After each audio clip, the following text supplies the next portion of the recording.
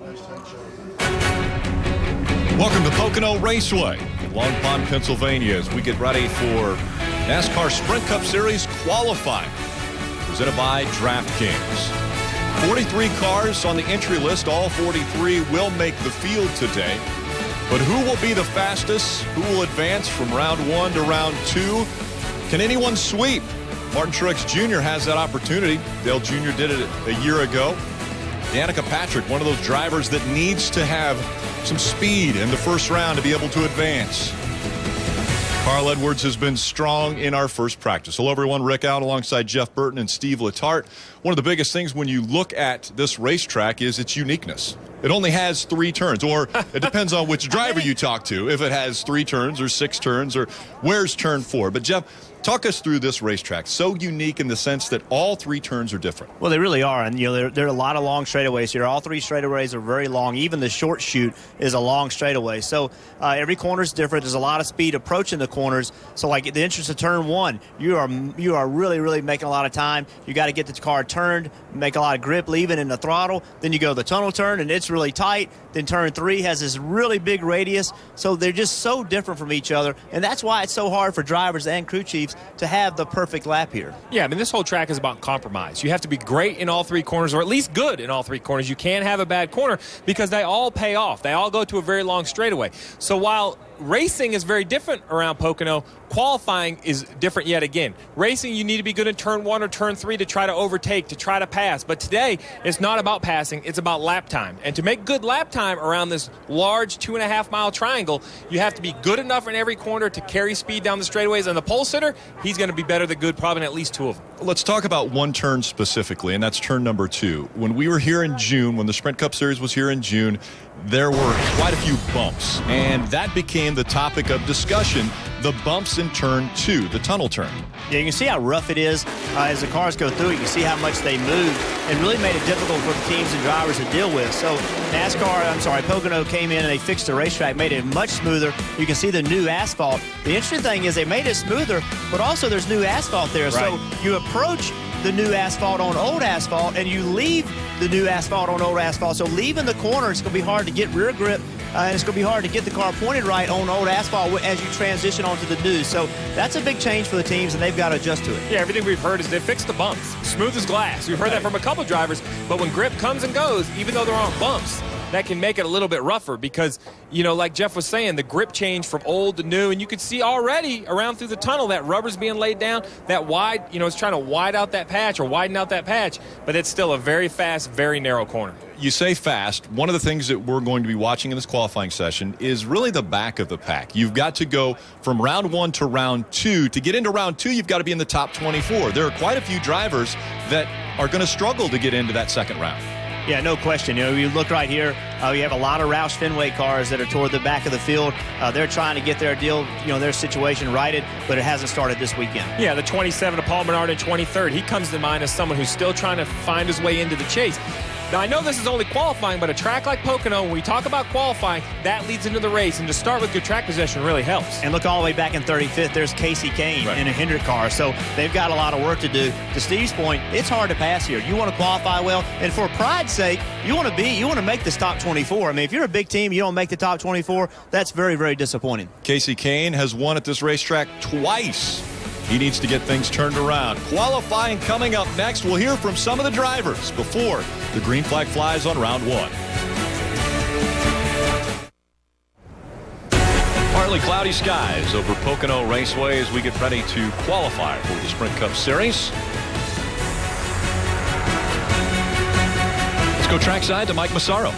Thanks, Rick. And as we get ready for qualifying here in Pocono, the man of the hour is the guy looking for his 3rd consecutive pole. That will be Carl Edwards. And obviously, 3 is the operative number at this track with 3 turns. Can you score your 3rd consecutive pole? Well, yes, we can. And this is really neat to be driving these fast race cars. You got Wesley Sherrill and John Fiorino here. They're cloud whispering right now, trying to get some cloud cover. I think it's really going to be a big part of this, but all these JGR cars have been fast. Everybody at TRD has been working hard, and we're fast in practice, so this could be another one. Another factor has to be that new strip of asphalt in the tunnel turn. How might it affect things, not only in qualifying, but throughout the course of the weekend? I don't know how they paved that so well, but they just did a really good job. As you transition into that new strip of asphalt, there's really not a grip level change. The only thing is after you leave that strip, there's a little bump there. But other than that, I mean, they just did a perfect job. Carl Edwards started second back in June here in Pocono, looking to improve by just one starting position, Dave. And, Mike, this morning, Brad Keselowski was the only driver in the sub-51 second category in practice. So did you tell Paul, that's good, leave it, I'll just hit my marks, or did you want more? You always want more. Usually in qualifying, Dave, everybody picks up a lot of speed, but today the sun's come out, and the trucks and cars that have practiced here beforehand have all laid oil down on the track, so it's gotten really, really slick. So I think I'd be lucky to back that time up today with the heat and the sun and the oil on the track. So we'll have to see, but I still want more. You were just out there in your truck. Do you know the places you have to be wary of? Yeah, all of them. Yeah, there's oil and oil dry all over the track, so it'll be pretty hairy. Some local knowledge right now for Brad Keselowski as he goes for his first Pocono pole. Mike? And catching up now with Kyle Busch, who's having a little conversation with Jamie McMurray and Matt Kenseth. And, man, you've been the story lately. The only thing you haven't done this year is win a pole. Will that change today? Probably not. Yeah, I don't think we've got it yet. We've got some good speed, but I don't know if it's pole speed. So fortunately, I won that race years ago and qualified my way in where I don't have to win too many poles. But we still got plenty of opportunities here this year. Qualifying isn't necessarily always my strong suit. Being able to finish races is so, or has been lately. So we're doing a good job. The M&M's Crispy Camry though feels pretty good right now, and again, it's got good speed. So hopefully we can have some right now. You use the word good. I think that's a little bit humble. You've won 3 races in a row. What's it like being on the run you're on right now? It's unbelievable. You just try to keep it going as best you can. Obviously there's a lot of things that change in this sport, and to be on top for 3 weeks is a lot. Kyle Busch looking to keep it going here this weekend at Pocono, Rick. And he will be climbing in behind the wheel of the 18 M&M's Camry to see if the success can continue at Pocono. Cars on the track when we return. NASCAR Mobile is the best way to follow your favorite drivers. You can build your own leaderboards, watch live in-car cameras, and listen to driver in-car audio. All you have to do is go to NASCAR.com/mobile. Group qualifying, the rules are as such. You have 3 rounds. The first round, we will set the 25th through 43rd positions. Round 2, if you're fast enough, if you're the fast 24, you advance to round 2. That's where you want to break into the top 12, because that is round 3, setting the top 12 positions and winning the pole for Sunday's race. This track is big, 2.5 miles.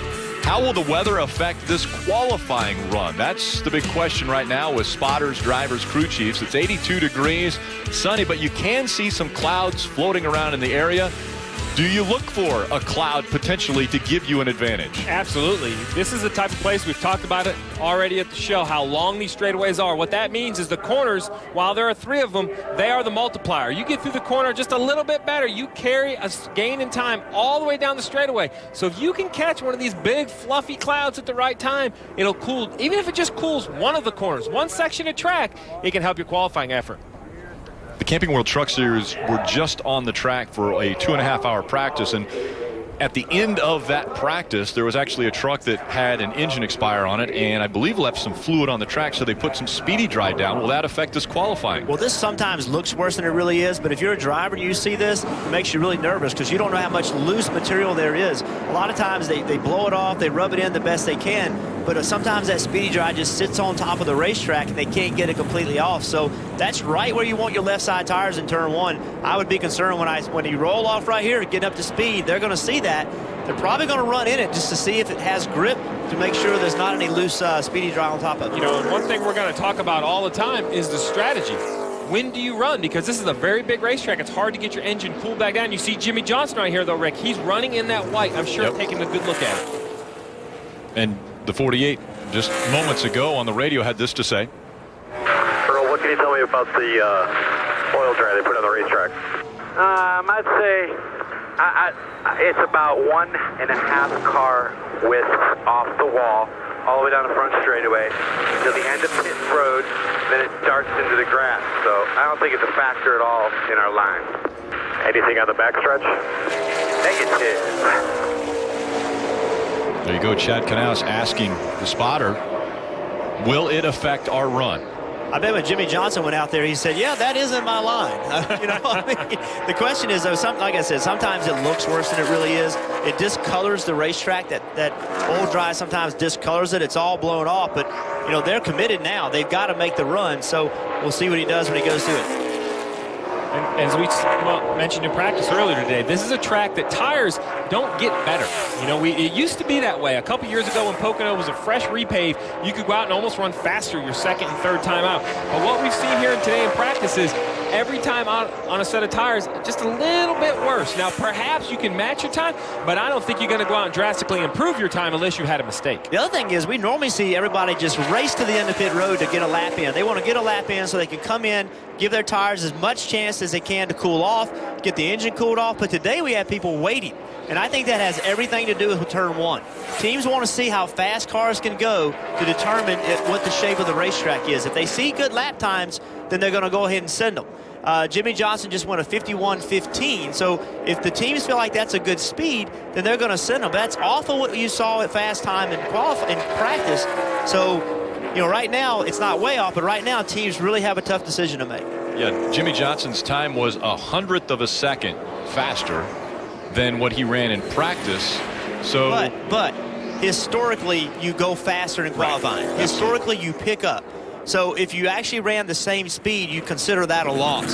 So a lot of the teams on pit road are looking and saying, well, maybe we should wait because the more cars run through that speedy drive, the more clean it's going to get. Yeah, and I look at Casey Kane. We were just showing Casey Kane. He was way down the speed charts, all the way down in 35th position in the 52.69, almost a 52.70. He's out here fourth quick at a 51.29. But look at the top of the board. Tony Stewart, a 50.76. That's 2/10 faster than the guy we see on track right now, Brad Keselowski. He set fast time this morning at just under 51 seconds. Tony Stewart has already beaten that time. Once again, we're seeing speed early out of Tony Stewart. We saw it at Indianapolis a week ago. Now we're seeing it again at Pocono. Have they turned the corner? Has this team turned the corner and become competitive once again? Well, this racetrack is not like Indy, but it has some similarities. The fact that they ran well at Indy, it's a little bit inconclusive whether they've really turned the corner. Let's get a few weeks down the road, but the fact that we are seeing good lap time, that's a good sign, because the last 2 weeks is really the first time we've seen that from that team all year. And listen, just remind everyone at home, I know Keselowski falls in behind Tony Stewart. He doesn't have to be first. Right. The top 24 advance. The big key to that is if you're in the top 24, erase your time, start over in the next round. So you want to be in the top 24, but you want to do it. We want to do it comfortably enough that you can sit on pit road and relax. Don't think you have to run a second time, but you don't want to go out there and abuse your equipment any harder than you need to. So if Stewart, Keselowski, Hamlin, Johnson. Right. Logano, they're all safe. Earnhardt, they feel like they're safe. They're not going to have to make another race. See Newman moving into 7th. It's going to be hard to run faster your second time out. So all these guys feel like they're in good shape. Harvick's made his run. He's shut it off to get the engine cooled off. He's moved up to 2nd. He's still, a tenth and almost just a tenth slower than Tony Stewart. So Tony Stewart and his team, that's a big deal to run that lap time and back up what they did last week. That's a step forward for sure. The way we're doing qualifying now and group qualifying, do you hold anything back in that first session, maybe to try to get a 20th place run or, top 15 run where you don't give everything because you want to save something for that third round? Yeah, I mean, that's easy to say, but I think that this is a track that unless you absolutely blister turn 1 and turns 2, you don't want to take anything for granted. When we talk about even 1 second, well, that is a gigantic amount of about a time on the racetrack. That's only a few tenths in every corner. And I think if you want to go out there, not only run hard to make sure you're in, but run nice and hard to make sure you know what your car is going to do. So when it's time to get to the second or third round, if you need to make adjustments, you can. Paul Menard had a good run going there as we're looking at Matt Kenseth. And on the left side of your screen, on the rundown, you see these little green dots next to the car number. That means that car is on the racetrack making a run. That signifies that he's out there trying to either improve in time or set a time. And on the bottom right, we're comparing everybody. Even though we talk about the top 24, until we establish 24 cars, we're comparing everybody to the fastest time of Tony Stewart. Paul Menard, after he had crossed the start-finish line to start his lap, was looking fairly good and then fell off to where he's almost a half a second behind what Tony Stewart has put up there for a number. But that's the difference. When you come to a 2.5-mile racetrack, a half a second puts you in 7th. A half a second at Bristol would put you outside the top 43. When you come to Pocono, a 2.5-mile track, a half a second should easily move him forward. As we heard from Kyle Busch earlier, talking with Mike Massaro, he didn't expect to win the pole. But at the same time, he looks at it as it's not where you start, it's where you finish. And he has done better than anyone else over the last 5 races, as far as figuring out where to finish. Well, no question. And no, they want to sit on the pole. He just didn't feel like he had the speed today. It's everybody's goal to qualify on the pole. You get that first pit selection, which is a big advantage here on pit road. It's really big here. You see Kyle Busch had to get out of the throttle, had to play with the throttle a little bit. That's not going to be a great lap time by any means, but it's up to 4th, so it's good enough for sure. That's P4. Plenty good. Plenty good. So they'll shut it off, cruise back onto pit road, and I'm sure wait until the end of this session. Again, it's a 20-minute first round. We've got just under 13 minutes remaining. You see Austin Dillon, he just jumped up to 3rd. They had a good practice session, so they backed that up with a good qualifying session in session 1. Yeah, and who's nervous right now, Jeff? When I look at the left side of the screen, Biffle in 22nd, Bowman in 23rd, David Reagan in 24th. I think they have to assume already they're out of the cut line. Biffle's down at 23rd, I assume. He's going to have to run again. Justin Allgaier is going to have to run again. All this line is going to continue to move all the way up to, I would argue, all the way up to maybe Trevor Bayne or Danica Patrick, Eric Almirola. They have to continually watch who goes out and run to see if they continue to move down the line. We saw Martin Truex Jr. He was 5th until Kurt Busch went out and bumped him down a spot. Martin Truex Jr. looking to sweep the Pocono races. He won here in June. The last time that was done was last year with you as the crew chief, Steve Letarte. I love Pocono. Dale Earnhardt Jr. behind the wheel. I think, too, for the 78 car, they were just on an unbelievable roll, knocking off top 10s, and then it stopped. They had 3 or 4 bad weeks in a row, really not necessarily because they were running poorly, but I think it's important for them to be able to come back here and have a really, really strong run to kind of get their confidence back. They ran well at Indy last week, but I think a good run would be really, really important for them. You see Kyle Larson. He looks like he's in good shape to make the top 24, but he's not real safe. Any little mistake could send him back, and not much cushion from 24th forward where he's going to end up. And that's what we've changed. When you see on the bottom right of your screen what you see now, we're comparing everybody to the cut line. Now that the cut line is established, what we mean by a cut line, if you're above, you're moving on. If you're below, you're done. You've set your spot for qualifying. So now the only thing that matters is where you compare to the cut line. And the cut line is actually Allgaier. Now he is 24th, so they will be trying to outdo the lap that Allgaier posted. And as quickly as I say that, Casey Mears has bumped Allgaier out of that 24th spot. Clint Boyer, Kyle Larson. We're seeing Jeff Gordon on track. You saw him downshift. Drivers shifted this racetrack. The corners are so long that the RPMs get so far down on the engine that they're able to downshift in order to help their speed leaving the corner. And listen, Kyle Larson, Danica Patrick, Eric Almirola, they had better pay attention. You have Jeff Gordon just moved above the line. Still to run. We have Hornish Jr., Stenhouse, Quapple. There's still some people that could improve and move that cut line down some. And even Matt Kenseth and Jamie McMurray. Jamie McMurray, again, one of those guys trying to get into the chase. He's in really good shape based on points. But you don't want to not make this cut line. You want to be able to be in the top 24, make an improvement on your car, and then advance and give yourself the best possible starting position. Tim Hornish Jr. wasn't able to get above the cut line. It's still Trevor Bayne in 24th. Comes a 33 of Alex Kennedy.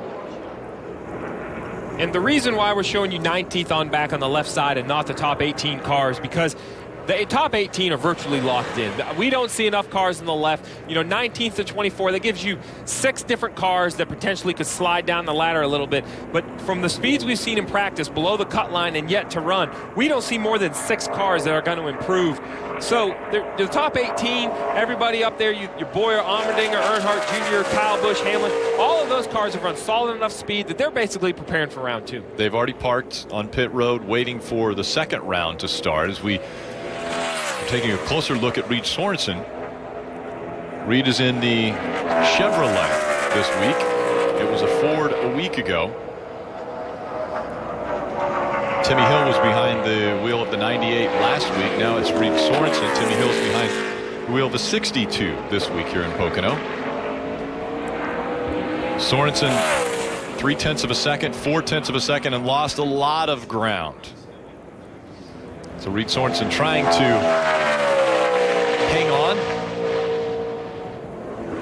0.6 of a second now separating him from what Trevor Bayne ran. Saw some sparks underneath there as he went through 2. And not to discount the effort that Reed Sorensen put in, because we know he's out there trying as hard as we could. We did see, though, some issues with smaller teams crashing last week at Indianapolis and not having the backup car be prepared to go run. With only 43 cars here today, the most important thing for this 98 Reed Sorensen is to get a good solid time in and move forward to race practice tomorrow. He doesn't want to go out and jeopardize the vehicle he's in, knowing that he's already in the show. Dave Burns. Rick, here's a portion of Dale Jr.'s assessment of his first run on track. Same thing, kind of snug in and edgy and shearing the back on throttle. Like it's tight in, and when you get down in the middle, it cuts, and then you can't go to throttle because it's such a big swing from tight to loose. It tries to shear the back. But if I probably didn't need the track bar down at all, really. So an interesting thought process from Junior there. Greg Ives, his crew chief, telling him, but I think we're okay. Still 14th right now out of 24. So they think they'll hold with that, but some things to work on for the second round. And Steve, I know you've transitioned into the TV booth, but as you're listening to that voice, it takes you back. I can see it in your eyes right now. You're looking, all right, this is what I'd change on that car in between rounds. I'm having flashbacks. Tight in, sheary loose off, the big. And what Dale means there is that. Did everybody say that? Yeah, Just checking. But, the tight end, here's the concern when you go to a place like Pocono, Jeff. Is it tight in because you drove in too deep? Is it tight in because the car doesn't turn? And what he means by a big transition. No, well, I figured that. But, the big transition is. It never is. What he means by that is Jeff, it's one thing if the car's tight the whole corner or loose the whole corner. You can kind of mentally get prepared, set up for the corner differently. But when you go in tight, the front tires don't work. It makes you put more and more and more wheel in the car. And then all of a sudden the front tires decide to work, and now you're chasing the back. That swing, if it's only a too tight to a too loose, that's a swing of 4 numbers. That's a pretty big swing. Greg Biffle on track for his second run, and he is 29th quickest, and right now in the green, Mike. And you talk about swings, guys. Well, Greg Biffle was hoping for a pretty big swing from his first run. His first lap out there, he said he got the car completely sideways and it killed his lap. Obviously very loose. Came back down, made some adjustments to that race car, lowered the track bar, made some wedge adjustments, some air pressure adjustments, trying to tighten it up. We're going to wait and see if it's enough for him to crack the top 24 here, guys. Well, he's still really loose. He got in the corner, and you can see him have to chase the car up the racetrack. But he's done a good job of battling. He didn't quit. A lot of drivers would have gone through one like that and just quit, but he kept on digging. Now he's got himself, he's a 10th of a second to the good. Let's see if he can get through turn 3. That 10th would make me feel really good at a 1-mile racetrack, but at this track, there's such a long distance from turn 3 to the start-finish.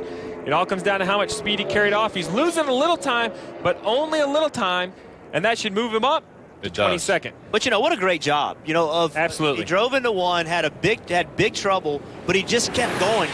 He didn't quit. A lot of drivers, when something like that happens, especially in qualifying trail, they say, hey, we're done. He knew this was probably his only chance. With 5 minutes left, he wasn't going to have a chance to come in, cool it down, and have a shot. He had to keep digging, but he didn't give up. He drove into the tunnel hard. He drove into 3 hard. He tried to make something happen. We'll see if it works. And listen, that's been the 16's model all year. This is a team that's accustomed to winning races. Greg Biffle is a winner. He's a champion in both the trucks and the Xfinity Series. And here they are. They're just struggling as a team.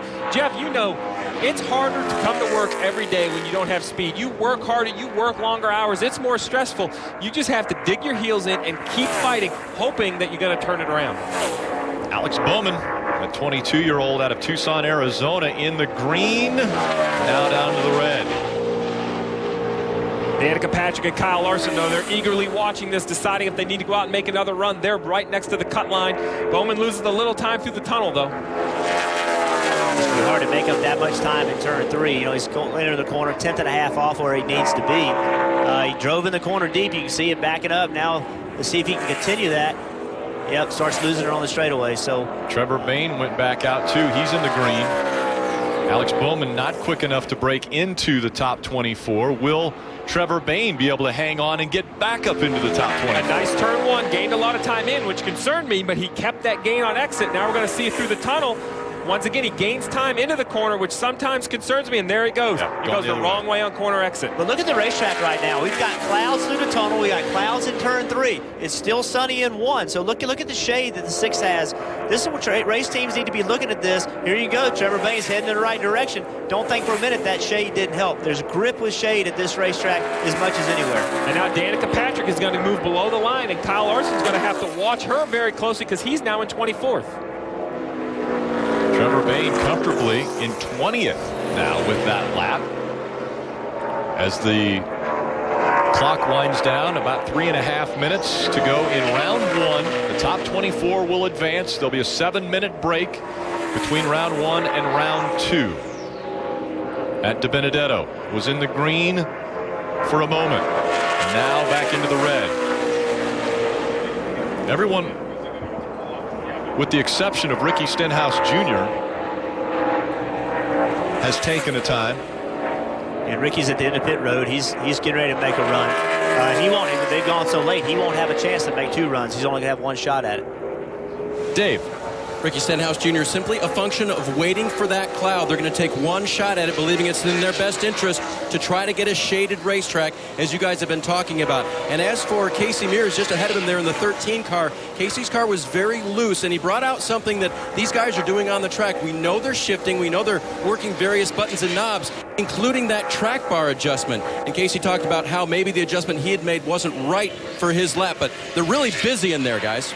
Yeah, with only 2.5 minutes left, we've got about 9 cars at the end of pit road. I got to tell you, I'd be rolling. I'd be finding a hole. I'd be telling my spotter, find me a hole. I'm going to go somewhere. If you wait too long, you're not going to have a clean track because you waited too long. I would rather go ahead and get rolling and find somewhere to go where I have a clean track. When it gets the last 2 minutes, things get very hectic. Here you see Danica. She should have a good place to go. You want to have a clean racetrack. You don't want anybody in front of you. You want to have clean. And also, the clouds are out. You want to catch that cloud. If you miss it, then you're really going to feel bad. The 17 waited and waited and waited. The cloud moved out. The sun came out. Well, then waiting was for no reason. And you're under 2 minutes now. The way your lap will count is if you make it back to the start-finish line to start your lap before the clock ends. Yeah, and it takes around 52 to 55 seconds to leave pit road and get back around. So with 1 minute and 40 left, you're going to have to leave pit road here in the next 45 to 50 seconds to even get a lap. Here's David Reagan in the green into turn 1. David Reagan trying to break into the top 24 to advance to round number 2. Looking good. Almost 0.2 of a second now to the good over Kyle Larson. So Larson and Biffle will want to make their way back out onto the track. They'll have to do it within the next 15 seconds if they want to make it back around to the start-finish line. Danica Patrick in the green, but again, that's in relation to Larson. Now, if Larson gets knocked down, which David Reagan looks like he's going to do, then we have a different number that everyone will be compared to. And Kyle Larson is on the racetrack. He knows he's getting bumped down. Kyle Larson is that car at the top of your screen, already getting ready to start his lap. A great lap for David Reagan, 12th quickest. Danica Patrick charting into the green by almost 0.4 of a second. This is what knockout qualifying is all about. Are you in or are you out? Have you been knocked out or are you going to advance? Now the ones fighting their way in.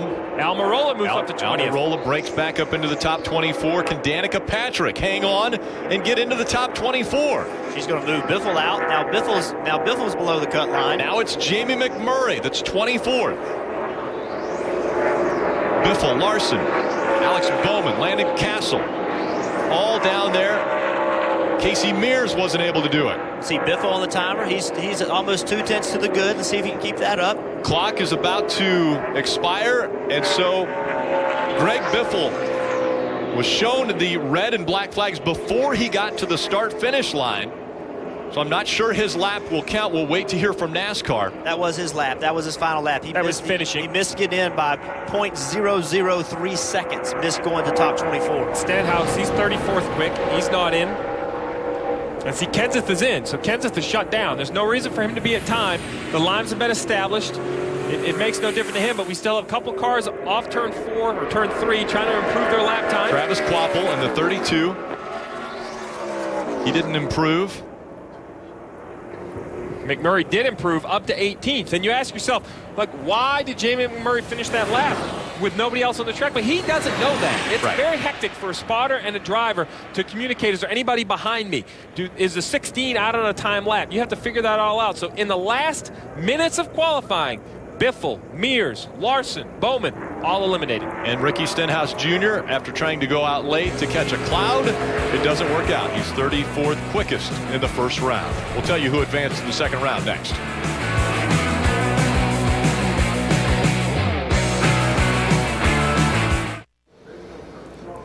NASCAR racing on NBCSN this weekend. On Sunday at noon, Sprint Cup Series racing right here at Pocono. And tomorrow at 7:30 p.m. Eastern, Xfinity Series U.S. Cellular 250 from Iowa. Right now, the Xfinity Series is practicing at Iowa Raceway. It's running concurrently on NBC Live Extra. You can enjoy both of these sessions. Mike Massaro. Catching up with Greg Biffle now, who just missed the cutoff there. What were you dealing with? We were really loose. We've really struggled since we showed up here. We're having a hard time coming off the truck with the right balance, and we were super tight the last practice session before qualifying. I go out qualifying, almost wrecked on the first lap, just way too loose. So we had to make 3 runs to get the car right, and I was just 300 degrees water temperature on that last run, and just didn't have the engine cool enough probably to make it. Missed it by 1,000th of a second, and we felt we were making speed every time we go on the racetrack. But it just wasn't soon enough, and we needed to be closer for the start of that practice. The good news is Davey has a couple practices tomorrow to dial this race car in. Same for Kyle Larson. And Kyle, 16th in the morning practice. We expected more. I'm sure you did as well. Where did the speed go? I don't know. In practice, we were on the splitter really bad into 1, so I was tight getting down into 1, and then tight exiting 1 and 3. And then that time, we weren't on the splitter into 1, so I was really, really loose in 1. I got through the tunnel okay, and then 3 was loose as well. So just backwards from what I was in practice. So, just too loose to put the power down, and just long straightaways, so you need to get the throttle down as soon as you can. So, extremely disappointed. We're normally really fast here. We didn't qualify very good the last Pocono race and raced all right. So, I'm sure we'll be fine come Sunday, but definitely disappointed. We're going to work hard to get some grip back in our race car. The track has definitely been slicker than what I've experienced here before. When we got out here for practice day, the track was really, really like white, absolutely no rubber, and it was slick there, still slick. So I'm sure with all the rest of practice and the truck race and stuff, track should get rubbered in, and we'll hopefully get better that way. But definitely disappointed. Thanks, Kyle. Rick? Take a look at 25th through 43rd. That is now set. You heard from Kyle Larson and Greg Biffle. Greg Biffle, think about this. Put it into perspective. This track is 13,200 feet long. He missed it by 30 inches. Missed getting into round number 2. Could be that close. You relive your whole lap of where you made it better, where you made it work. Kyle Larson's really the big surprise to me. He had good practice speed, didn't advance. And there's the rest of the 25th through 43rd. The drivers will get strapped back in as we get ready for round 2 of qualifying from Pocono. That's next.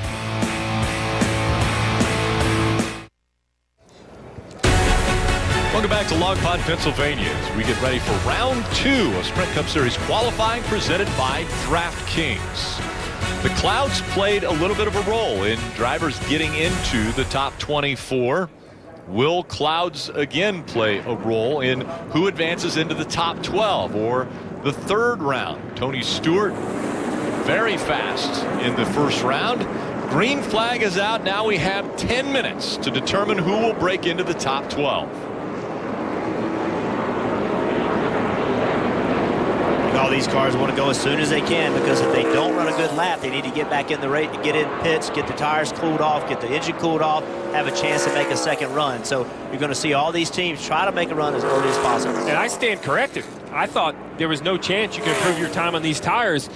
But in the first round, we saw, David Reagan, Danica Patrick, Jamie McMurray, Eric Almirola, Trevor Bain, all best their first lap time by going out a second time. So we did see a cloud, though, right? We saw a cloud, and that could have impacted it as well. So a tough call here. Race car, you know, maybe they went out. Maybe the track's changed so much they had to work on the balance of their race car. So it'd be interesting to see. You know, Tony Stewart, he set that fast time last week in Indianapolis, but it was only 2 rounds there.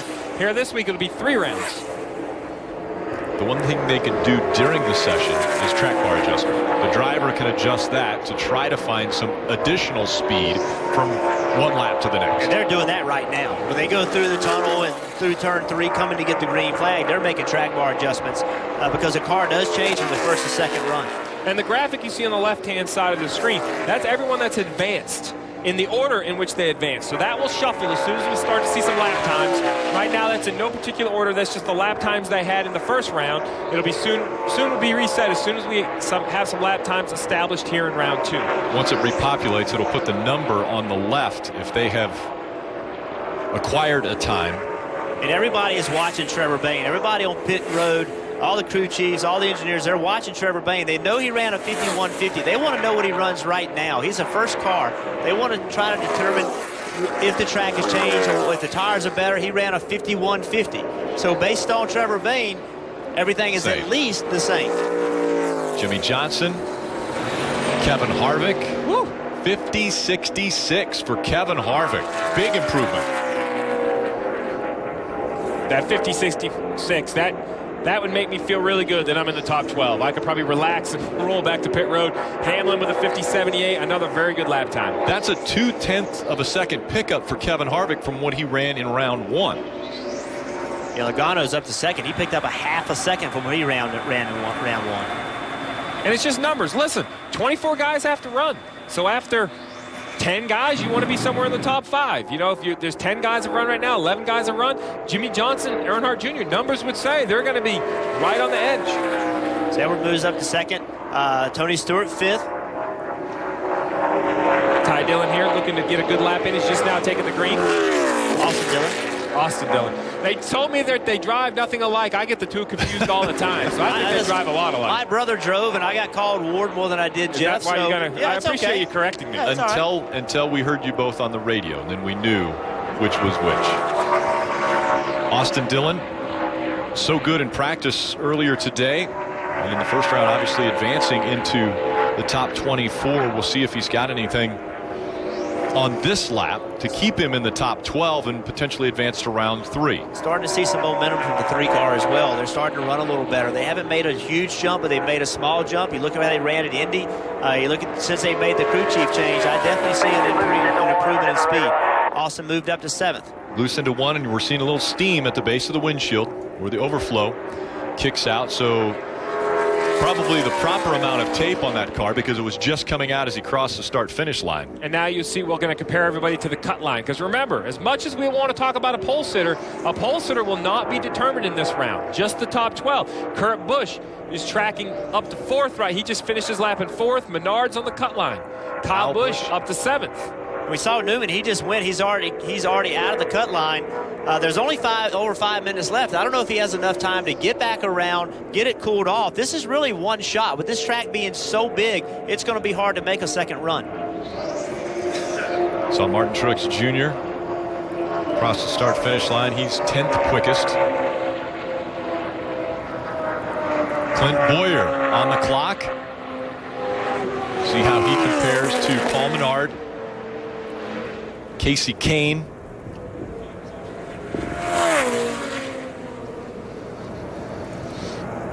So Casey Kane is 12th that we're comparing everyone to.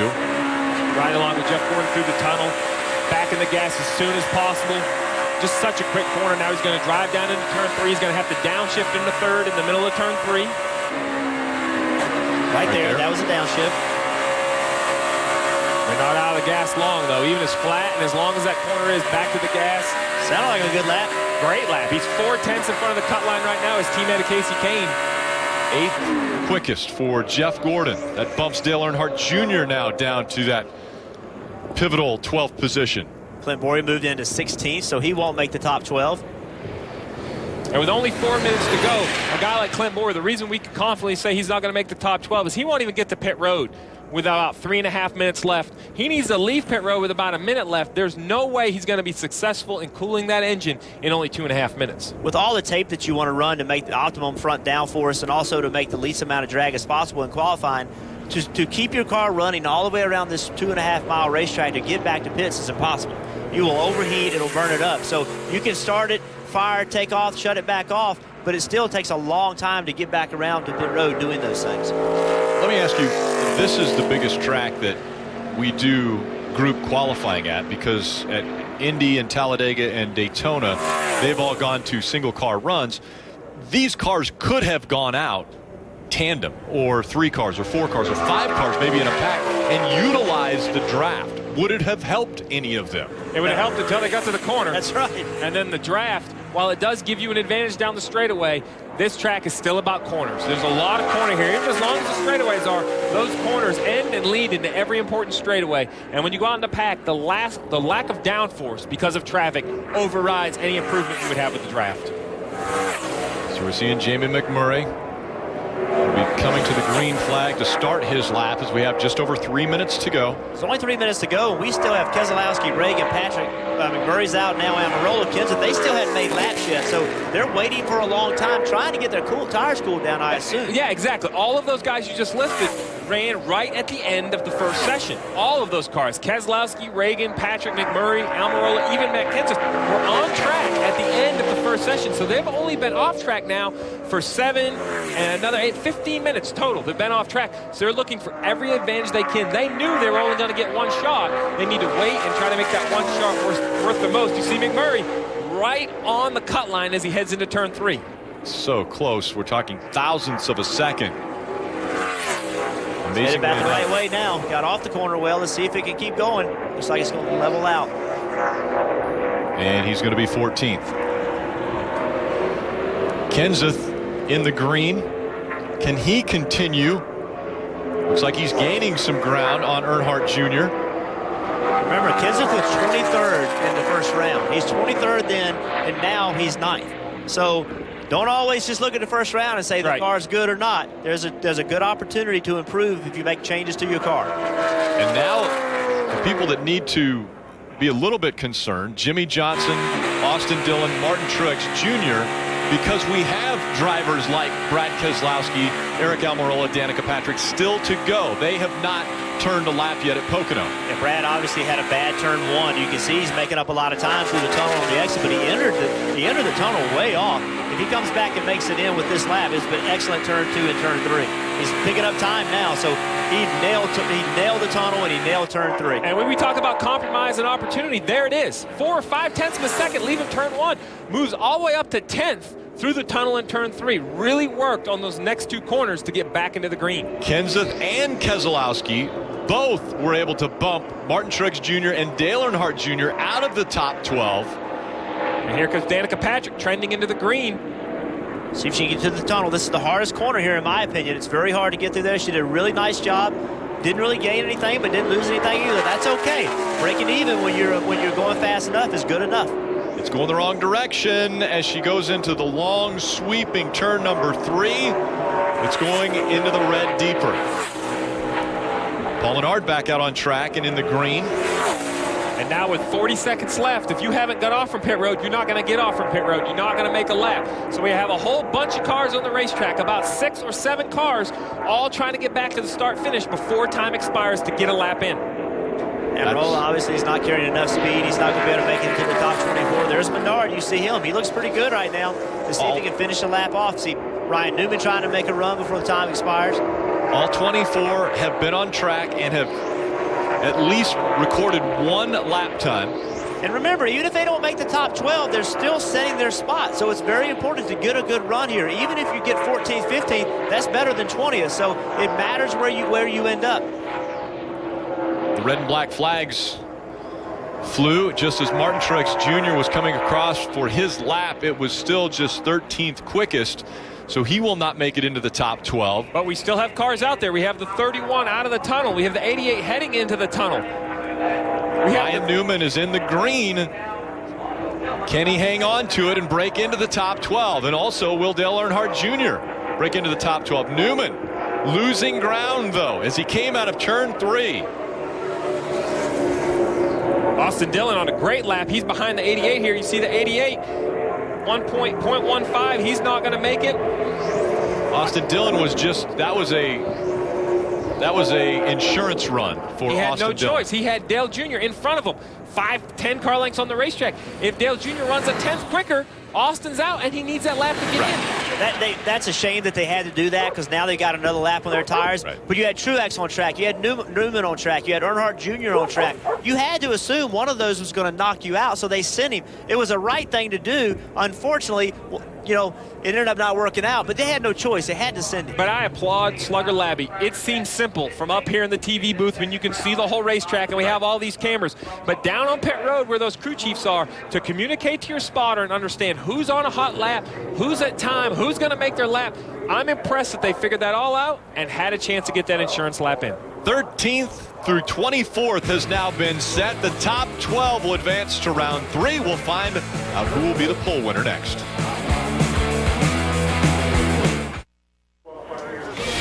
Sunday, the Rise in IndyCar Series is on CNBC. Juan Pablo Montoya leads the point standings, but several drivers are looking to catch him with just 3 races remaining. The Indy 200 at Mid-Ohio Sunday at 1:30 Eastern on CNBC. Coming up next, it's NASCAR America at 6 o'clock and Xfinity Series final practice at 7 right here on NBCSN. Running concurrently with this session is the Xfinity practice in Iowa. That is on NBC Live Extra. You can watch both. 13 through 24 is now set. Martin Truex Jr. just outside the cut line as far as advancing into round 3. You can see all these guys talking a lot about the bubble guys trying to make the chase. The only bubble guy that made the chase is Jeff Gordon. So he again looks like he's in good shape, qualified well today. That's a positive step. And we were hard on Casey Kane, 35th in practice to recover all the way to qualify 16th. That seems like a small thing, but if he runs good on Sunday, they'll look back to Friday where they started to turn their weekend around. Mike Massaro. And Rick, as we think back to June in the race here in Pocono, nobody was better than Martin Truex Jr. He won the race. In order to sweep the Pocono races, though, you'll have to come from outside the top 10. In fact, starting 13th. What was your car doing in that session? We really struggled for whatever reason in turn 1 today. Can't seem to get the balance right. We're either too tight or too loose no matter what we do. So fought the same thing there. Not a big deal, though. I think we'll be okay. We got plenty of time to figure out tomorrow, and we got a few cars to pass, but 13th's not too bad. We did it last week. Back in June, Dave, he started 3rd. He's got a little bit more work to do this time around. Dale Earnhardt Jr. will be 15th on the grid starting on Sunday. What were you dealing with, Junior? Loose end. We got a chance to rerun there in that session, and I thought I'd back all the corners up and see if we could get a better run and get in the gas sooner, but getting into one, it just got loose, backed into the corner and chased it up the racetrack. First run we made in the second session, we did the same thing, loose into one, up the racetrack, running around there half throttle, everybody else on the bottom digging, loose into the tunnel. So we just missed it a little bit, and that's what that's the difference between 15th and making that last round.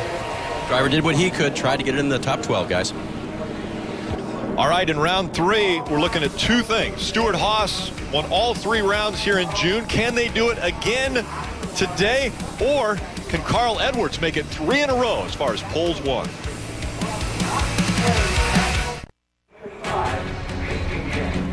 Drivers will make their way out onto this 2.5-mile track to find out who the fastest is. Sprint Cup Series qualifying presented by DraftKings. It's round 3.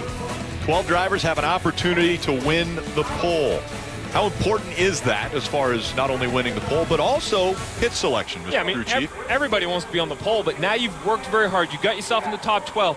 Between openings and timeline, there are 9, arguably maybe 10 really, really good pit stalls. So even though you've made the top 12, a couple of these guys are going to be disappointed with their selection right after qualifying. And you unloaded the car today with one thing in mind. That's sitting on the pole. All these cars unloaded thinking, what is the goal today? Number 1, learn all we can. Apply that. Make our car better.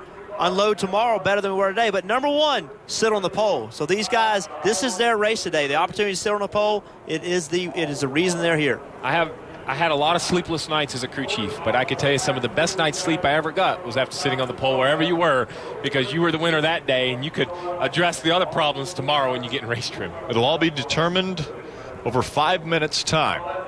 And that's something to be noted, because when we were here for the first race, Denny Hamlin spun within those 5 minutes, and there were a few cars that didn't get lap times. With a 2.5-mile racetrack and 1 minute just to leave and get back around to the start finish to get your lap started, 5 minutes goes really quickly. And without a doubt, this is one lap. You will not get two laps. Right. You're going to get one shot at this. The driver cannot make a mistake. The team had to make the right changes. This is true teamwork right here. Anybody makes a mistake, you will not have a chance. Green flag has been displayed. Carl Edwards going for 3 straight poles. Can he do it? Hasn't been done since 2005. Since 2005, it's been done by these 4. Kurt Busch most recently in 2011.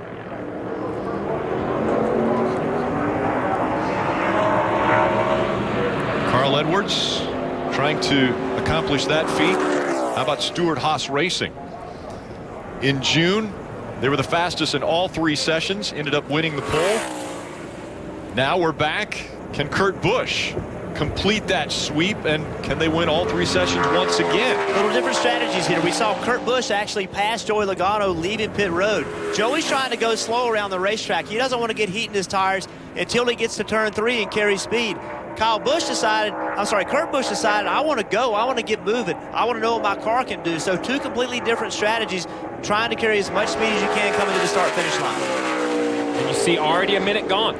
We haven't even had our first car take the green yet, and we're a minute and 6, minute 7, a minute and 7 pass before Kurt Busch was able to even take the green. See, these 2 cars came off pit road with a 22 leading. That's how slow he went around the racetrack, trying not to get heat in his tires until he had to. So they will be the first 2 that will record a time. Kurt Busch is in front. Joey Logano will be the second car. Carl Edwards just across the start-finish line now, so he's on the clock. These straights seem so long as you know you're going to downshift. I mean, you're going into this tunnel turn, very difficult corners, a long time to think about it. It's really stressful here because there is so long to think about what you need to do in the corners. Kurt Busch working his way through turn 3. We'll see the number that it will take to win the pole, or at least to advance to the top. Kurt Busch posts the first mark of 50.67 seconds. That's about a 10th quicker than he ran in session 2. Logano bumps him down, 50.608. Still waiting. T1 right now. He also picked up about a 10th. Now, let's find out. Can Carl Edwards post a big number? He was in the red coming to the stripe. 3rd quick for Carl Edwards. Doesn't look like it's going to happen. He will not get 3 poles in a row. Tony Stewart, 2nd quickest. That's all I got, bud. That's all I got. Tony Stewart obviously felt good about his lap. And now you're on board with Kevin Harvick, who's just now taking the green. This is why you're going to see waves of 4 or 5 cars, because that's all you can fit on the track clean. You heard him downshift, try to go on the throttle as quick as he can. Seemed like he had to wait on the throttle quite a bit. Didn't get through there as good as some other people. Kevin Harvick, the last of the Stewart-Haas Racing to try to complete the sweep. As far as winning all the rounds of qualifying, they did it in June, trying to do it again today. Great tunnel turn with Harvick. You see the time on the right going down. You heard how much he was in the throttle. That was a great tunnel turn. Kenny Gain, he's still in the red, coming out of turn number 3. He's back into the green. Looking good as he comes to the start-finish line. Kevin Harvick, 50.514. That's the fastest lap. Good job, 51. That's what we talked about. 3 distinct corners. He did not get through 1 and 2 as well as other people did, but he got through the tunnel in turn 3 better than almost everybody else, and that's why he's on the pole. It wasn't because of turn 1, it's because of the tunnel in turn 3. Kyle Busch in the green. On track, there have been 8 now. 9 that have taken time. It's Brad Keselowski, 7. Kyle's on turn 3 coming to the start-finish line. Shifts. Does he go to the top? Kyle Busch keeps the momentum going. 50.444. You heard there. See if it holds up. Jeff Gordon and Austin Dillon still to make their run. Jeff Gordon is into the green, but he's just barely into his lap. He's just now into turn 1. And Austin Dillon just took the green. He's just started his lap. Both into the green.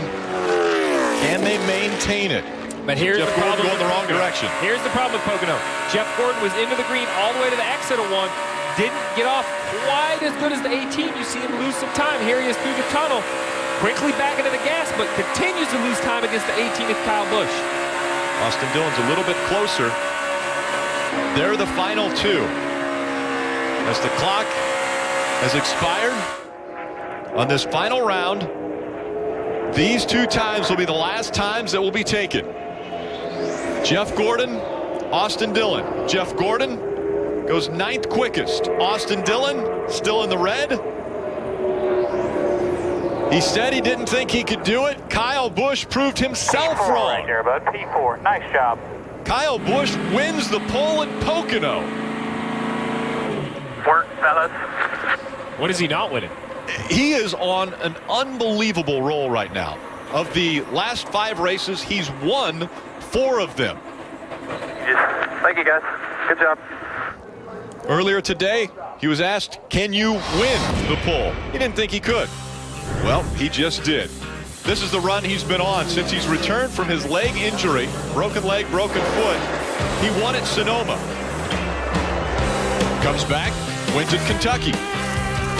Then he wins at Loudon. And most recently, a week ago, he wins at the Brickyard. 3 in a row for Kyle Busch, 4 out of the last 5 races, and now he wins the pole at Pocono. And that gives him the best pit stall as we talked about before, but better yet, that gives him what Steve talked about a little while ago, sleep tonight. He does not have to worry about his starting position. They're on a roll. They're continuing it. They got to feel great about where they are. And he just said it. He's a better racer than he is a qualifier. So if he sits on the pole, his confidence has to be extremely high going into Sunday. And I know it sounds weird. Adam Stevens is the crew chief. He has won 4 of the last 5 races. You would think he's going to walk in here in his tiptoes, but even he would lose sleep if the car wasn't good today. Mike Massaro. And he gets out of the car, and I got to go back to before qualifying even started. It sounded like there was a doubt in your mind that this would happen. Why? I told you I had a fast car. I just wasn't sure we could get the balance of it right, and there right at the end, that last run was the best it's been all day. So, Adam Stevens and these guys, they did it again. So, great M&M's Crispy Camry. Like I said, I knew it had some speed. We just had to be able to fine-tune it and put it in the right perspective for these 3 corners at this racetrack. And that was pretty good right there. So not too shabby. Good starting spot for us for Sunday. I like to see that clean air, that front, and we'll hopefully race them from there. Has there ever been a point in your career where more things were going in the right direction? I've had plenty of times in my career where they've all gone in the wrong direction. So this is a sweet change from that. And, sometimes it happens for you, and you're not exactly sure why. But, man, if you look back at the past 2 years, especially through the summer months, just we couldn't hit anything right. Last year especially, I think I finished outside the top 30 in 5 races in a row, and it's like this year, we've got 4 out of 5 wins, 4 in 6 weeks or something like that, So you just take it when you can get it, man. Like my dad told me this week, he goes, just ride it as long as you can. It's something right. Just keep doing what you're doing, and, hopefully it'll all work out. He's definitely doing a lot right, Rick. It's an amazing run right now for the 18 squad. Absolutely.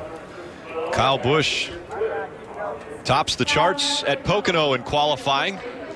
Over 178 miles an hour. Kevin Harvick is second. Logano. Austin Dillon with a very impressive run. Yeah, as big of a role as the Kyle Busch and his team are, I kind of feel not as that big of a role, but Austin Dillon and his team, there's no question they picked up some momentum. Same with Tony Stewart. Tony Stewart in 5th. They got to feel good about that. Tony Stewart in the top 5. We'll hear from some more drivers when we come back. August 8th, the Barclays Premier League returns to NBCSN. Every team, every match, every week, all season long. The new season begins next Saturday, August 8th on NBCSN. It was a great day for qualifying, especially for Kyle Busch. But let's hear from some of the other drivers. Dave Burns. Kevin Harvick second on the day. Kevin, described the lap that almost put the 4 on the pole. Yeah, just really proud of everybody on our Jimmy John's Budweiser team for running our fastest lap in the last session. A lot of that lies on me for putting the lap together is for something I hadn't done over the last couple months. So I feel like we all did a good job there, made some good adjustments, and I feel like I probably gave up a little bit in turn one. Got a little bit tight in the center of that corner, but all in all, it was a good lap, and I'm glad we ran our fastest speed in the last round. That's what you have to do. Kevin Harvick second on Sunday for the start of the 400. And for the second consecutive week, Tony Stewart seems to be making major strides, at least in qualifying. How good was that car out there today?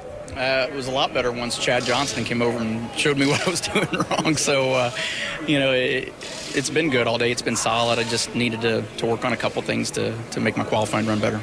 How close do you feel like you're getting to not only qualifying well, but getting back to victory lane? Well, I don't know that just 2 weeks in a row qualifying justifies it. I mean, we didn't finish very good last week at Indy, so I'd say we'll reserve judgment on that for a couple more weeks. Tony Stewart certainly has a good starting spot today, or for this weekend, Rick. He rolls off third. Dave? Joey Logano will start third on Sunday. Joey, talk about the lap you put down with the 22. Oh, gosh, we were close. We've been so close here the last few weeks in qualifying and just haven't gotten the pole yet. We've been a couple front row starts the last 2 weeks and then third this week. So I'm proud of the speed we got in our Shell Pennzoil 4. Just got a little bit tight down in one and lost the bottom of the racetrack. Missed it by about 4 feet. It's carrying too much speed, but you got to try to go, And turn 2 is a lot of fun right now. It's the amount of grip that's down there and how hard you can drive it. That's a lot of fun, but just felt like I lost a lot down in 1 and maybe a little bit in 3. I don't think I could have ran a 44 no matter what, but overall I'm proud of what our team's doing right now and how much we're picking up from practice to qualifying and in practice to the race. We're doing really good with that, so we're keeping our heads up and eventually we'll start getting some trophies. And at the end of last week, you marveled a little bit at what Kyle has been doing. Impressed again today? Yeah, I'm about sick of it. I can understand. Joey Logano will start third on Sunday.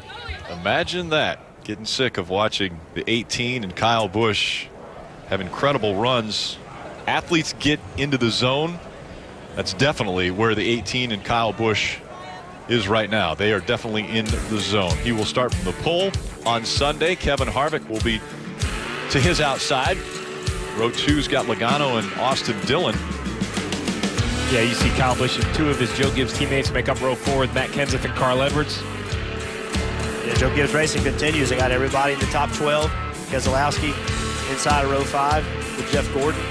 Jimmy Johnson probably disappointed when you start seeing people 13th on back. Martin Truex Jr. looking to sweep the Pocono races in 2015. He'll start in row 7.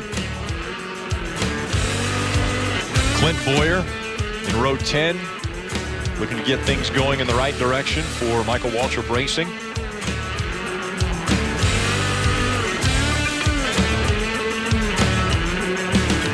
Greg Biffle back in row 13. I know he's disappointed. Kyle Larson disappointed also in 14th. Sam Hornish in row 15. He's got to be disappointed. So all these guys obviously not happy with their runs and know they got to get better.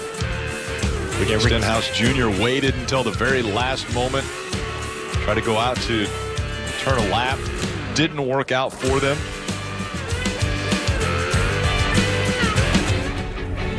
It was an impressive day for quite a few drivers, especially Kyle Busch. We'll have more from Pocono when we return.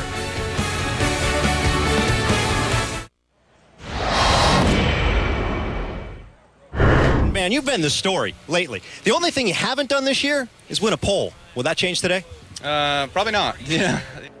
And I think he even surprised himself today, finding enough speed to win the pole for Sunday's race here at Pocono. So the roll continues for Kyle Busch and Joe Gibbs Racing. He has now won 4 of the last 5 races. He's only run in 9 races this year after breaking his leg and his foot in the Xfinity race at Daytona to start off the 2015 season. So we say that's his first pole, but again, it's only in 9. This will be the 10th race that he's come back for. So he's on a roll that we can't even compare to, especially in his career. Yeah, you say it's your first pole when you've won 4 races. You want to know what you've been doing qualifying, but in only 9 weeks to have 1 pole and 4 wins. I mean, I think it's a perfect example of Kyle Busch and his determination to get back into the car, to get back into the top 30. And while pole doesn't provide any points, it's got to provide him some confidence to start the race up front. Because while he is trying to win a 4th race in in a row, he still is trying to make the top 30 in points, and fast cars help him do that. And I think it's important to note that we were really debating whether he could make this or not. You know, he had to do something. Wait, we or you? No, I wasn't debating it. I said he couldn't. Okay, this to be clear. I said he couldn't make it. So, you know, but it's unreal what he's done. He and that team have done. I mean, and they've lit up, you know, at the same time Joe Gibbs Racing, they've gotten lit up too. So it's not just Kyle Busch and his team. Obviously, they're doing better than the rest, but all of Joe Gibbs Racing is running really well. And so Kyle Busch obviously wins the pole. Joe Gibbs Racing, not only here at Pocono, but Daniel Suarez in Iowa is fastest at that racetrack for the Xfinity Series. That's going on Live Extra right now. It's just an incredible run that Joe Gibbs Racing is on.